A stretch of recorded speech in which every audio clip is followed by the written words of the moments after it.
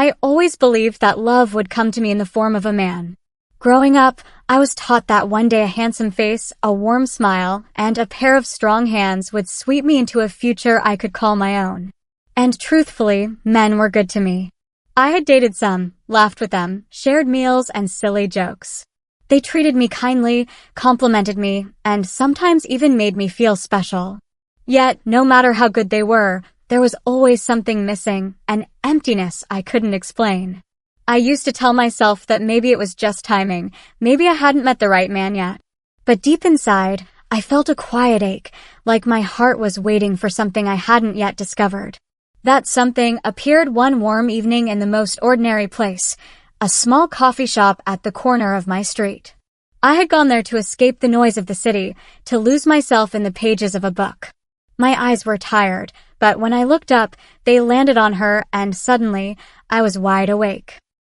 She walked in like she owned the light itself. Her dark hair was tied loosely, strands falling freely across her face, and her eyes carried both gentleness and mischief. She wore a simple white shirt tucked into jeans, yet somehow she looked extraordinary. She ordered her drink, smiled at the barista, and then turned around. That was the moment our eyes met for the very first time. It felt like my chest forgot how to breathe. Her gaze lingered for a second longer than it should have, and in that stolen second, my heart gave a small, dangerous flutter. I quickly looked away, embarrassed, unsure of why I was suddenly so nervous. But when I dared to glance back, she was still looking at me, this time with a smile that seemed to say, "I see you." She walked closer, holding her coffee, and asked if she could sit across from me since the cafe was full. I nodded quickly, maybe too quickly, and closed my book as if she had already become the story I wanted to read. Her name was Alina. The sound of it was like music in my ears, soft and unforgettable. We began talking about books, coffee, the weather, ordinary things that felt extraordinary simply because they were shared with her. Her laughter was warm, her words thoughtful, and the way she looked at me made me feel like I was being truly seen for the first time in my life. Men were good, I thought quietly to myself. But she was something else entirely. Alina had a way of making silence feel comfortable. Even when neither of us spoke, the space between us was filled with an energy I couldn't ignore. She sipped her coffee slowly, her eyes occasionally meeting mine, and every glance felt like a spark striking dry wood. "So," she said, tilting her head, "do you always hide behind books in coffee shops?" I laughed, a little too nervously. "It's not hiding, more like escaping." "Escaping what?" she asked gently, as though she wasn't prying but inviting me to open a door. I hesitated. The truth was complicated. I could have said stress, loneliness, or the city's noise. But instead, I answered honestly, escaping myself, maybe. She didn't laugh at my vulnerability. Instead, her lips curved into a soft smile, the kind that wasn't about amusement, but understanding. "I know what that feels like," she whispered, and for a moment, the air between us felt sacred, as though we were confessing secrets without saying much at all. Our conversation flowed effortlessly after that. She talked about her love for photography, how she saw the world through frames and colors, capturing moments people often overlooked. I admitted I never felt comfortable in front of a camera, but something about her made me want to be seen. At one point, her hand brushed mine on the table. Just an accident, or at least that's what logic told me. But when her fingers lingered for a second longer than necessary, my entire body reacted. It wasn't like when men touched me. With them, it was polite, expected, sometimes even sweet. But with her, it felt electric. My skin burned, my heart raced, and I had to bite the inside of my lip to stop myself from trembling. We talked until the cafe lights dimmed, signaling closing time. Neither of us wanted to leave, but reality demanded it. As we stood, she looked at me with those eyes that seemed to hold both curiosity and certainty. "Maybe we'll run into each other again," she said, but the way she said it made it sound less like a question and more like a promise. I wanted to ask for her number, to cling to the possibility of seeing her again. But fear held me back. Instead, I nodded, pretending to be casual, though my chest ached at the thought of losing her to chance. We walked out together, the night air cool against my flushed cheeks. At the corner where our paths split, she smiled once more. "Good night," she whispered, her voice lingering in my ears even after she disappeared into the shadows. I stood there longer than I should have, replaying every detail of her smile, the brush of her hand, the way she said my name. Men had given me affection before, even comfort. But she had given me something different, something dangerous, something real. And as I walked home under the streetlights, I realized I didn't just hope to see her again. I needed to. For days, Alina lingered in my mind like a song I couldn't stop humming. I told myself I was being silly, that one random meeting in a cafe wasn't enough to unravel everything I thought I knew about myself. And yet, it did. Every detail of her face replayed in my head, the curve of her smile, the way her voice softened when she spoke about things she loved. Even the brush of her fingers against mine haunted me. I tried to distract myself. Work, friends, even a casual dinner with a man who had been trying to court me for months. He was polite, charming even, but while he talked, my mind drifted to the way Alina's eyes had made me feel seen in a way no man ever had. Men were good, kind, respectful, sometimes even wonderful, but none of them made my pulse race the way she did. Sitting across from him, I realized with startling clarity that my heart had already chosen someone else, even if I barely knew her. A week passed, and I had convinced myself I'd never see her again. But fate, or maybe something more, had other plans. It was late afternoon when I walked into the park, carrying my journal and a small bag of snacks. The sky was painted in shades of orange and pink, and children's laughter floated on the breeze. I found a bench under a tall tree, opened my notebook, and tried to write. But words refused to come. My thoughts were too busy replaying the memory of a girl whose name I couldn't forget. And then I heard it, her voice. Escaping again? I froze, my heart leaping into my throat. Slowly, I turned, and there she was. Alina, camera hanging from her neck, sunlight tangled in her hair as though it belonged there. She grinned, her smile playful yet warm, and I couldn't believe my luck. "I could ask you the same thing," I managed to say, though my voice betrayed the storm inside me. She laughed and sat beside me, close enough for our shoulders to almost touch. I was taking photos. But maybe I was meant to find you instead. Her words struck something deep within me. Maybe she didn't mean them the way I heard them, but I couldn't help imagining the universe conspiring to bring us together again. We spent hours in the park, walking, talking, and sharing pieces of our lives as the day slipped into twilight. She showed me her photographs, images of flowers, shadows, laughter caught midair, and I felt honored that she wanted to share her world with me. At one point, we stopped at a quiet corner of the park where the lanterns flickered on. The glow painted her face in soft light, and I found myself staring too long, forgetting how to breathe. She noticed. She always noticed. Her voice dropped low, almost a whisper. "You look at me like you've known me forever." I wanted to deny it, to laugh it off. But instead, I whispered back, "Maybe I have." After that evening in the park, everything began to shift. Alina and I found ourselves meeting more often, though neither of us ever said it aloud. Sometimes it was coincidence, running into each other at the cafe or at the bookstore where I liked to spend my Sundays. Other times, it was less by chance and more by choice, like when she invited me to join her on a photography walk or when I asked if she wanted to grab dinner after work. Every time we met, the world seemed to blur around us, leaving just the two of us in focus. She made ordinary moments feel alive, like laughter echoing between us in a quiet street, or the warmth of her shoulder brushing against mine when we sat too close on a bench. It was never forced. It was never loud. It was simply there, a pull I couldn't deny.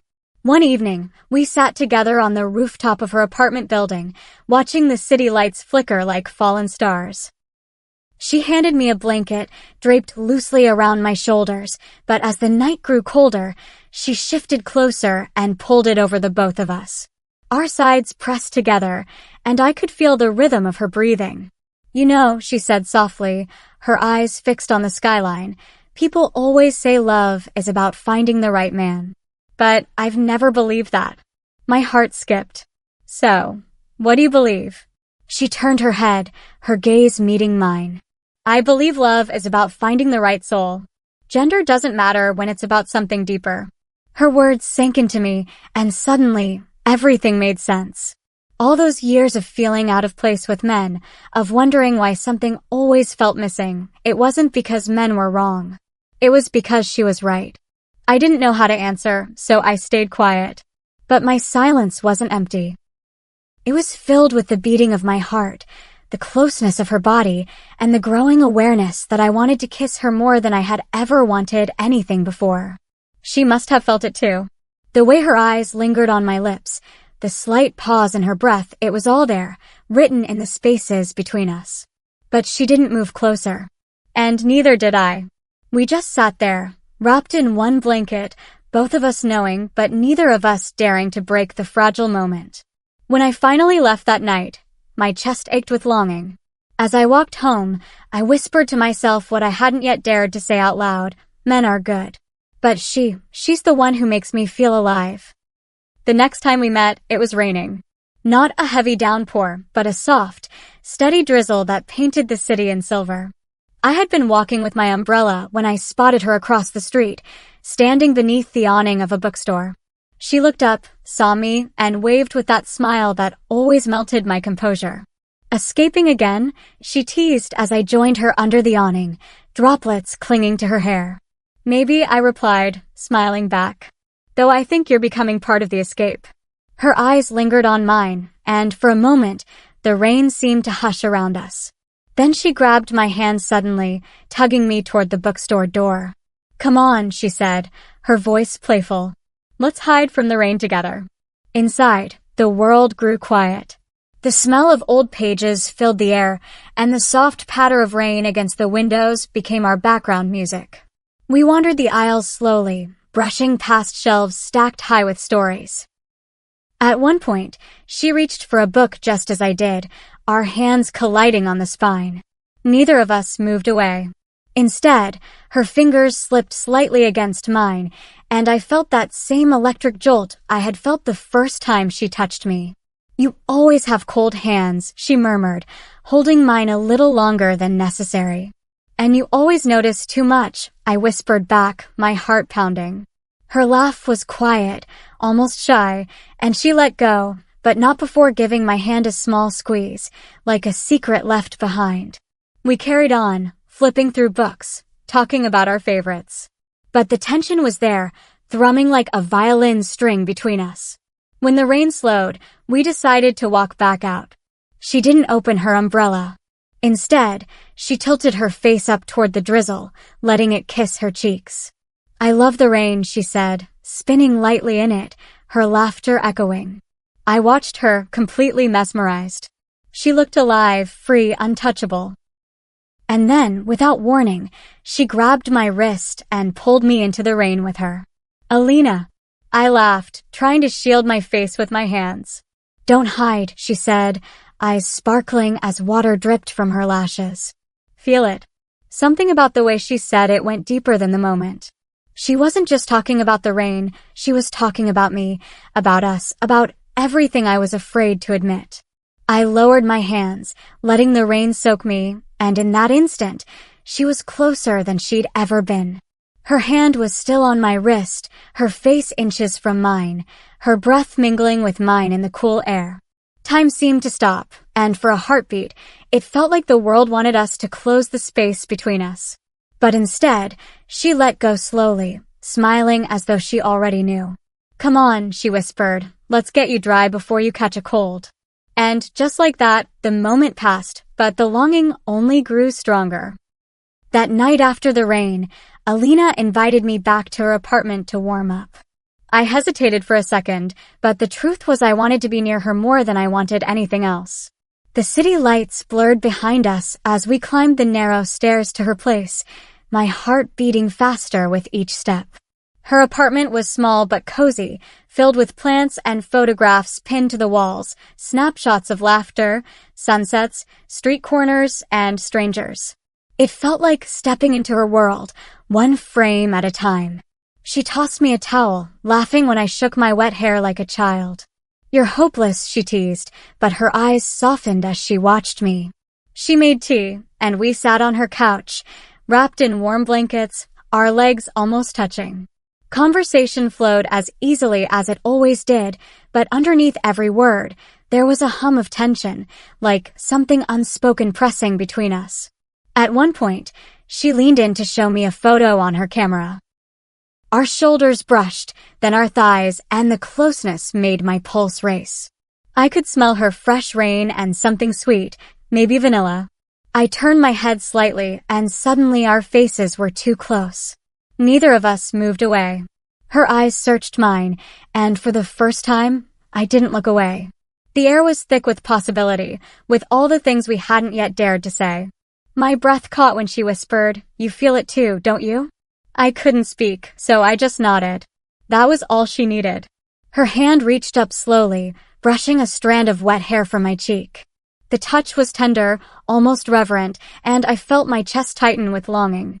Every nerve in my body screamed for more. But then she pulled back slightly, her jaw tightening as if she were holding herself back. "I don't want to scare you," she murmured, her voice trembling. "You're not scaring me," I whispered back, my hand instinctively reaching for hers. "You're waking me up." The silence that followed was charged, heavy with emotion. And then, finally, she leaned in slowly, cautiously, giving me every chance to stop her. But I didn't. I couldn't. When her lips brushed mine, it felt like fire and softness all at once, like every piece of me that had been missing had finally been found.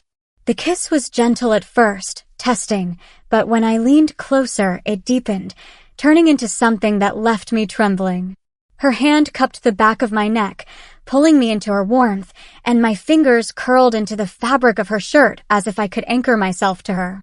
When we finally pulled away, both breathless, she pressed her forehead against mine. "Men are good," she whispered, almost like a confession. "But you're different." Tears stung my eyes as I whispered back, "And you're everything I didn't know I was looking for." The morning after our first kiss, the world felt different. The sky looked brighter, the air softer, even the sound of the city below seemed calmer. I woke up with a smile I couldn't erase, my lips still tingling from the memory of hers. For once, I didn't question what I was feeling. I didn't analyze or doubt. I just let myself exist in the glow of something new, something real. Alina texted me before I could even gather the courage to reach out first. "Coffee again? Same cafe? Or do I steal you away somewhere better?" I laughed at her message, my heart fluttering. "Steal me away," I replied. And that's exactly what she did. She took me to a hidden garden tucked behind an old library, a place I'd walked past countless times without ever noticing.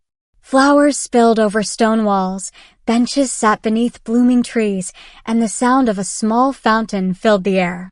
It was quiet, private, almost magical. We sat together on one of the benches, her hand finding mine as naturally as if it belonged there.